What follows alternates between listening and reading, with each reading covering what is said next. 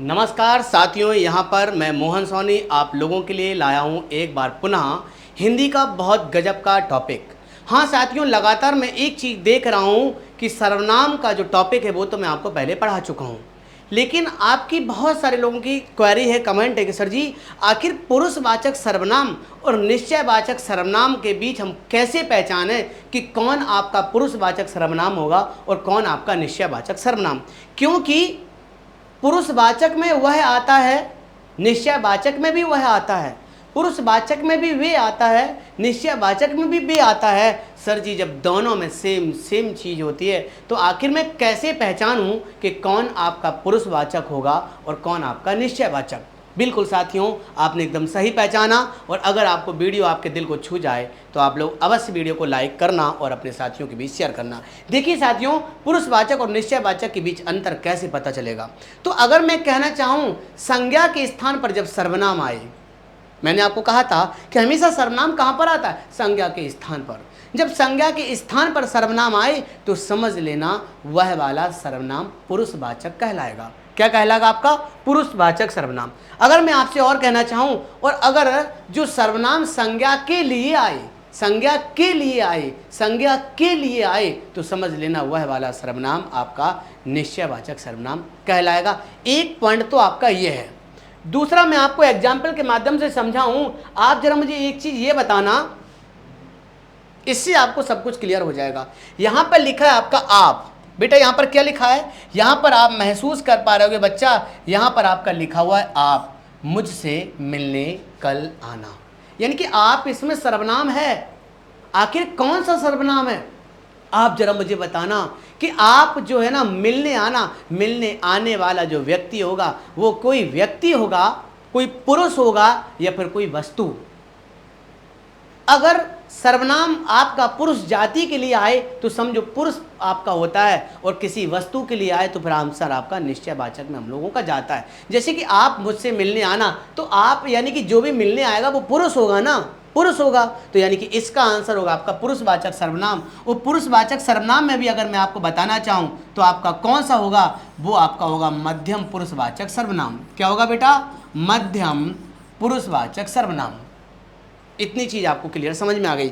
और अगर मैं आपको बताऊं वह कल ही आगरा से आया, यहां पर वह सर्वनाम है, तो जो आगरा से आएगा, आगरा से आने वाला व्यक्ति ही तो होगा, कोई वस्तु तो नहीं होगा ना। ऐसा तो नहीं है कि कोई पंखा आगरा से आया हो अपने आप चल के, कोई बोतल अपने आप चल के आई हो, कोई कलम अपने आप चल के आ गई हो। तो जो भी आया होगा वो पुरुष होगा ना, और अगर पुरुष होगा तो फिर आंसर क्या होगा? पुरुषवाचक सर्वनाम। पुरुषवाचक सर्वनाम के अंदर भी अगर मैं जाऊंगा तो यहाँ पर आपका हुआ मध्यम पुरुषवाचक सर्वनाम।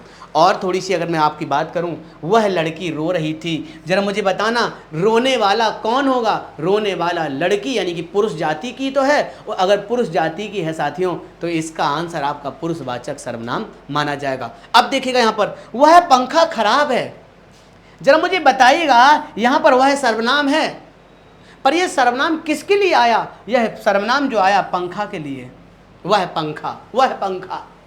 तो हमें ये बताइएगा क्या पंखा किसी भी सूरत में पुरुष हो सकता है क्या? बोलिए, पंखा पुरुष हो सकता है क्या?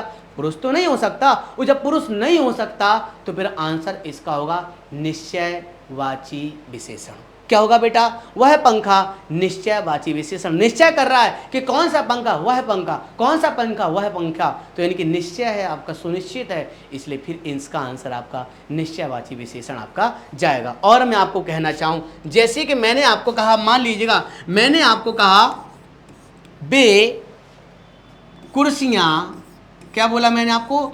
बे कुर्सियाँ अच्छी हैं, बे कुर्सियाँ अच्छी हैं। मैं आपसे सिर्फ एक चीज पूछ रहा हूं, यहां पर जो बे का प्रयोग किया गया वो आपका प्रयोग किया कुर्सियों के लिए। क्या कुर्सी किसी भी सूरत में पुरुष हो सकती है क्या? नहीं। जब पुरुष नहीं हो सकती है तो यानी कि इसका आंसर होगा आपका निश्चयवाची विशेषण। क्या होगा बेटा आपका? इसका आंसर आपका रहेगा निश्चयवाची विशेषण। निश्चयवाची विशेषण, निश्चयवाची, माफी चाहूंगा विशेषण नहीं सर्वनाम, माफी चाहूंगा निश्चयवाची सर्वनाम। और अगर मैं आपसे कह दूं, देखना बे लड़के, यहां पर जैसे कह दूं मैं, बे लड़के रो रहे हैं।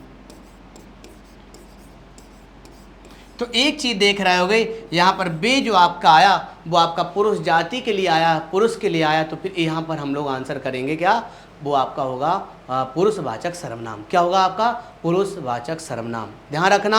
हाँ, तो मैं आपको छोटी सी चीज़ बता देता हूँ कि अगर सर्वनाम का प्रयोग पुरुष जाति के लिए आ जाए तो समझो पुरुषवाचक, और पुरुष को ना कि किसी वस्तु के लिए आए, पंखा के लिए, कलम के लिए, बोतल के लिए, तो समझ लेना फिर उसका आंसर हम लोग कहाँ पर जाएंगे, निश्चयवाची सर्वनाम में। आशा करते हैं मेरी बात को आप लोग अच्छे समझ पाए होगे। इसके आगे के वीडियोज आपको कौन कौन से चाहिए, क्या आपको और समझना है, कमेंट करके मुझे ज़रूर बताइएगा। मैं आपके आगामी वीडियो में बेहतरीन एनर्जी के साथ मैं आपके सामने प्रस्तुत होऊंगा। जय हिंद, जय भारत।